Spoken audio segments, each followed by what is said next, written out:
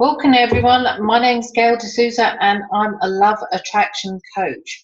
I have been helping a number of people through coaching them with areas from career, money and also love. In particular, the area that I enjoy doing is actually helping people into soulmate relationships.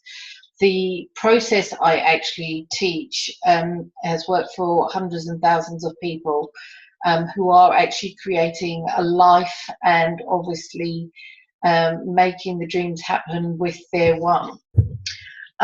Today we're going to discuss about understanding whether a person is your playmate or is a soulmate, and to just get a bit of clarity around what a soulmate is. There's quite a lot of information out there, and for someone who's not really familiar from a spiritual standard point of view, it can actually be quite confusing. In the quest for happiness, we must be sure that we don't settle for a playmate when there is actually a soulmate out there who's waiting, living and breathing, and probably not too far from where you are. However, the distinction is what sets most people back. In order to find love, you need to really know what yourself wants. And effectively, you have to actually also nurture and love yourself to actually recognizing a good relationship. And a lot of people, unfortunately, don't have that template through what they've learned from relationships that have been around them. We have seen an increase of divorce, marriages, and people working on to second marriages. So for someone who has that romantic standpoint of meeting one person and staying with them, they really have to really be sure of what they know, what they're getting. And at the same time, why not aim for the best? And that is your soulmate. If you have thoughts running through your head like, for example, is a person, oh, this person's too short because I enjoy wearing heels, and if not, oh, they've got insufficient in their bank account. Unfortunately, you're going to be nitpicking at that person no matter what, because they're not living up to your standards. So effectively, it would be to be cautious when dating person, because if they're not meeting your expectations, they probably aren't going to do so, and you're forcing them into your will rather than them being themselves. And ultimately, it's best steer to clear away from them. Other situation, I've had people who basically said, their soulmate is married.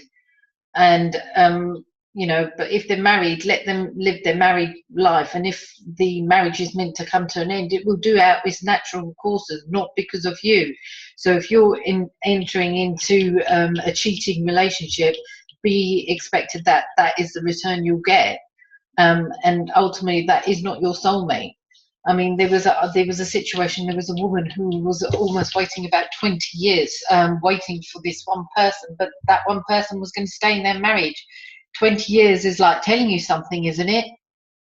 Anyway, there is a tendency for some people to have visions of, walking down the aisle on the first date without even getting to know a person. But why would you want that? The person may not even be brushing their teeth. So if they're not brushing their teeth, then you don't know what's going on down below. So really be cautious what you do when you go on your dating quest.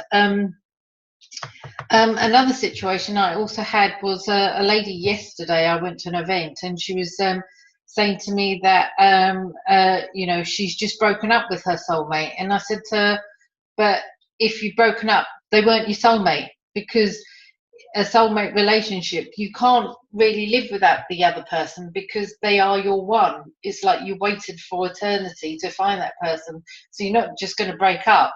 So ultimately that is not your soulmate. And I said to her, well, if, they've split up with you, then let them, they were never ever going to be. Then she turned around and said to me, well, she was the one that broke up with the person. And once again, I said, but if you broke up, they definitely weren't your soulmate, because you wouldn't have broken up. You wouldn't want to put them through that pain. So once again, really being clear and understanding what a soulmate is. There needs to be a bit more education around that. Interestingly enough, that lady actually went rummaging in her bag, gave me a card, and she said, look, I'm really interested in what you have to say. Please contact me, and I'd like to look further into taking on your services. So really, please understand what a soulmate is, and don't use the word just flippantly. Some people want to also continue playing around. Please continue playing around, because there's nothing wrong with that. But eventually, it loses its appeal, and you start craving for a more deeper, meaningful relationship. And that's, in theory, what we all want in life. We want to be with that special person who will understand us, who'll get us, who'll know us. So let's all work towards more of better relationships. And if you're already in a relationship, then you try to strive to work towards being a soulmate level type of relationship. So what's the difference? Well, a number of people get hung up with the actual word itself: soulmate, twin flame, and the words go on and on. We could even call it burger and the king, but it's up to you what you call it. But in a simple way, soulmate is one chosen by God, a higher force. The other types of relationships that one may have is basically like a karmic relationship. A karmic relationship, so that you have something to go through in this lifetime, in a growth and development side of it. There is also the life partner. A life partner is someone that you'll spend most of your life, have kids, but then eventually in your later years you feel that this person isn't really connected because you're not being your authentic self, and more often that's when the divorce process comes in. Hopefully that will be a smooth transition, but when there's divorce lawyers in play, it sometimes can get a bit nasty. And then obviously the playmate, what we mentioned before. The experience you get with a soulmate is that after time of getting to know them, and they getting to you, and you're working towards a commitment stage, may it be long time living together, or if not marriage, each person's different what they see as a commitment stage. Then you are focusing on co-creating with someone who co-creating, rather than being with someone who's protesting that you haven't done the dishes, or the ironing hasn't done, or when's the dinner coming on the table. Effectively, I'd like to think your soulmate is helping you in the kitchen, so that the dinner is worked together with preparation of love. But all relationships are a bit different. So who wants to really be in a marriage where it's always moaning? And you're moaning about simple things like housework, and obviously moaning about the children, when more often it's a responsibility of the two adults if they've chosen to bring a child into their life. It's not meant to be just one person looking after, it's both of you. And there's an endless list of why people can go on moaning about their relationships. I could be here till kingdom come, so I'm going to actually end on that. When you're also another thing, which is an indication that you're not with your soulmate, is you don't want to berate them, because you feel so much love for that person. Why would you want to berate them? And that could be an indication of where the relationship may not be as strong as you thought. So we want to see more love in this world, and we don't want to knock our mates around. Another thing is that you go in love with soulmate couples. They have this love. It's a connection, and this radiates to their friends, their families. They actually feel it. They actually feel it, the presence when they're being around them. And this also goes on to their goals and desires, which is inherent in them, to actually do things and create things for the greater good of humanity.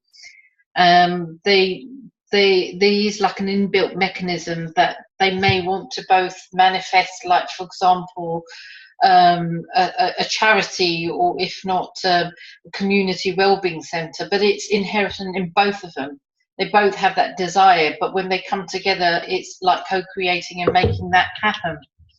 There is also a higher connection between soulmates. They have effectively like a telepathic thinking pattern, and they actually feel. They can actually either feel the other person, and even speak. Finish off sentences. They understand each other's thoughts, and sometimes they don't even have to use words to convey their deepest thoughts and emotions. There's also that crackling chemistry where it's a sexual connection between couples who actually love each other, and the relation is quite dynamic as they're expanding in their own growth, both together or interdependently, as each one allows each one to grow into their full potential. As said before, my name is Gail D'Souza, and I'm a love attraction coach. And the area I do enjoy specialising is helping people attract their soulmate. My aim is to help participants to heal from wounds and go through barriers that they have kept love away from them. This is done through a number of techniques, and also I do give you homework. For example, it ranges from releasing the blockages that have held you back, clarity in identifying what you want, bump up your receiving to attract the best relationship, and it is your birthright to have the best, and act on it, making sure that you have enough information to keep on track.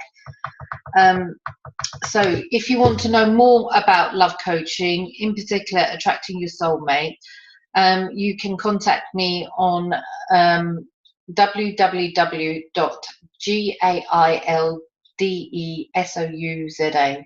That's www.gaildesouza.com. And a final thing that I actually want to read a passage from, and it's from Dr. Carmen Herrera.